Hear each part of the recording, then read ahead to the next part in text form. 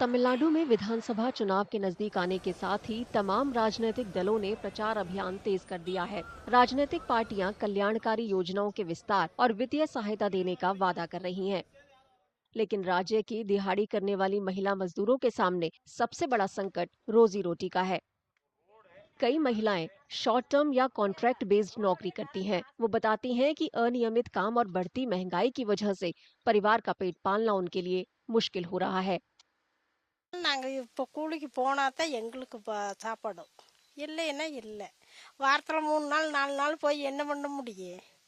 4 நாளைக்கு 3 நாளைக்கு செஞ்சால் நல்லது கெட்டது நாங்கள் எல்லாம் சாப்பிட முடியுமா? விலைவாசி ஒசந்துக்கிட்டே போகுது. எதை வச்சு சாப்பிட்றது? இந்த 5000 ஒரு மாதம் போட்டால் போதுமா? முடியாது. அதுக்கு என்ன பண்ணலாம்? तमिलनाडु सरकार अपनी प्रमुख कल्याणकारी योजना क्लैगनार मगलिर उरिमाई थोगई के जरिए पात्र महिला मुखियाओं को हर महीने वित्तीय सहायता देती है। राज्य सरकार की ये कल्याणकारी योजना आज प्रदेश में अहम चुनावी मुद्दा बनकर उभरी है।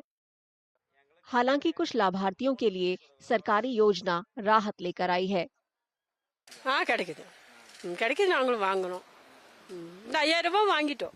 எல்லாம் சம்பளம்லாம் கரெக்டாக அவங்களுக்குலாம் கம்மி தான். ஏன்னா அதை வாங்கி தான் சமாளிக்கணும். இப்போ கவர்மெண்ட்ல எப்படி 1000 ரூபாய் போட்டுக்கனால அப்படி கொஞ்சம் சமாளிச்சுக்கிறோம்.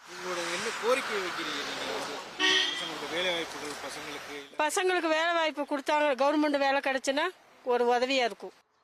स्टालिन सरकार की क्लैगनार मगलिर उरिमाई थोगई योजना का लाभ उठाने के लिए कई तरह की शर्तें हैं। कई महिलाएं बताती हैं कि वो इन शर्तों के कारण योजना का लाभ नहीं उठा पा रही हैं। उनका मानना है कि इसे और ज्यादा समावेशी होना चाहिए था।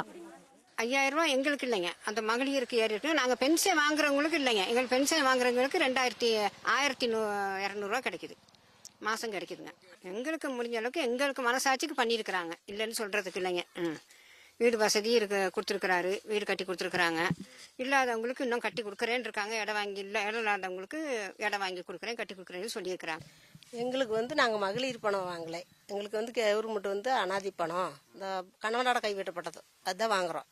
அதனால் எங்களுக்கு தரல. எங்களுக்கு அந்த உதவி வரல.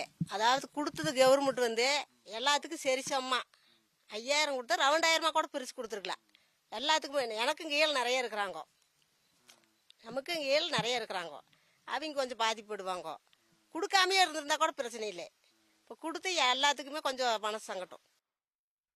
बहरहाल तमिलनाडु में विधानसभा चुनाव नजदीक हैं। ऐसे में तमाम राजनीतिक दल मतदाताओं को लुभाने के लिए कोशिश कर रहे हैं, लेकिन जमीनी हकीकत कुछ और ही तस्वीर बयां कर रही है।